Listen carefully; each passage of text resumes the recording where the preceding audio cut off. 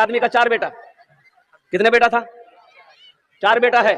کسی کو نہیں پڑھایا, صرف دولت اکٹھا کیا, دولت جمع کیا. وہ وقت بھی آ گیا, موت کا وقت سامنے, موت سامنے کھڑی ہے. زاروں قطار رونے لگا, چاروں بیٹے جمع ہو گئے, بیوی آ گئی, رشتہ دار لوگ آ گئے. تو بیٹوں نے کہا کہ ابا آپ کیوں رو رہے ہیں؟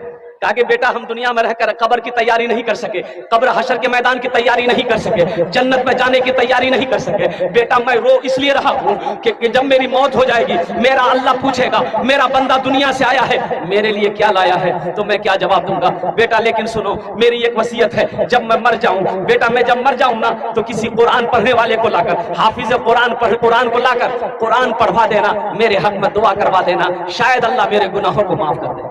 بیٹوں نے کہا کہ ابا ہم لوگ تیار ہیں, ایک وصیت کیا, اگر آپ کی 10 وصیت بھی ہوگی ہم لوگ پوری کرنے کی کوشش کریں گے. بیٹوں نے وعدہ کر لیا, باپ کا مرنا تھا مر گیا, جانے والا چلا گیا. رشتہ دار لوگ آئے, غسل دیا, کفن پہنایا, جنازے کی نماز پڑھ کے قبرستان میں دفن کر دیا. اب چاروں بیٹا رات میں بیٹھا مشورہ کرنے کے لیے کہ باپ کی وصیت تھی کسی حافظ قرآن کو لا کر قرآن پڑھوا کر دعا کروانا. تو اس زمانے میں قرآن پڑھنے والے بہت کم تھے, یکا دکا لوگ قرآن پڑھنے جانتا تھا. تو 3 بھائیوں نے کہا کہ کہاں جب حافظ کو ڈھونڈے لے, ابا عمل لے کے لے, ابا جانے اس کا عمل جانے قبر جانے, ہم لوگ ٹینشن نہیں لیں گے. اس کا چھوٹا بیٹا بولا کہ نہیں, چاہے جو ہو جائے, وہ حافظ جہاں ملے گا, مدھے پورہ میں ملے گا, سپول میں ملے, ہم اس کو لائیں. وہ نکل پڑا. ایک بابا سے ملاقات ہو گئی ساحل سے. یہ نوجوان نے کہا بابا آپ گلی گلی گھومتے ہو, آپ کی نظر میں کوئی حافظ قرآن ہے, قرآن پڑھنے والا کوئی ہے؟ تو بابا نے پوچھا بیٹا کیا بات ہے؟ بولے میرے باپ کی وصیت تھی کہ میرے مرنے کے بعد کسی حافظ قرآن کو لا کر قرآن پڑھا کر دعا کر دینا. تو بابا نے پوچھا بیٹا تیرا گھر کہاں ہے؟ بولا ارریا.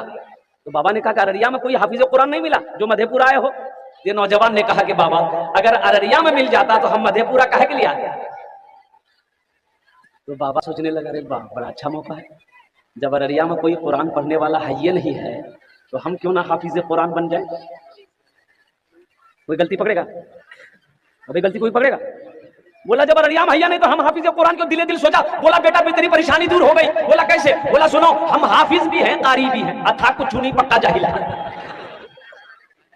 پکا جاہل. وہ سوچا جب ارریا میں کوئی حیا نہیں ہے تو ہم جو پڑھیں کون پکڑے گا؟ کوئی غلطی پکڑے گا؟ بڑی محبت سے لایا, کھانا پینا کھلایا. بولا بیٹا پڑھے. بولا یہاں مت پڑھیے, قبرستان چلیے, میرے باپ کے قبر میں بیٹھ کے پڑھیے گا. بولا جہاں پڑھا دو.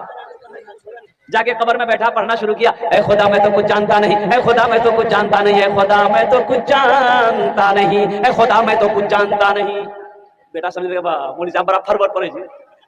دوسرا بیٹا بولا کہ یہ چھوٹا ہو کر لا سکتا, ہم نے لگ, وہ بھی نکل گیا, بھاگلپور گیا, ایک پکا جاہل کو پکڑ کے وہ بھی لے آیا. آدمی